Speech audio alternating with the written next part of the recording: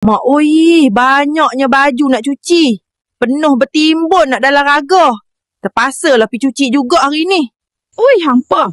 Bella hari tu baru beli perfume Avida. Mesra solat, RM10 je. Bau tinggal belakang, ui. Aduh, berat nanang betul lah raga ni. Rasa macam tengah pikul dosa-dosa sendiri, hampa, ui. Uish, hampa. Tahu tak perfume Avida wangi selamanya? Baju ni dah 3 hari pun masih wangi, weh. Bab menyental ni Bella nombor 1.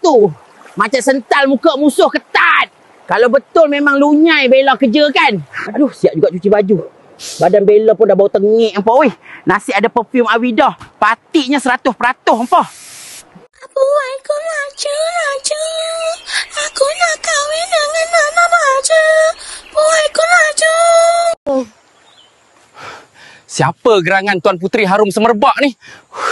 Dari hulu ke hilir, beta hidu bau wangi ni. Nama hamba Siti Nurbunga Salsabila binti Utan. Panggil Bella je. Bella pakai Avida perfume. Ampun tuanku. Tacot. Puteri Harum Semerbak, sudikah dikau menikah dengan beta? Beta sanggup belikan sebotol perfume Avida. Sebotol je. Kedekut punya anak raja. Tak apalah tuanku. Bella balik dulu.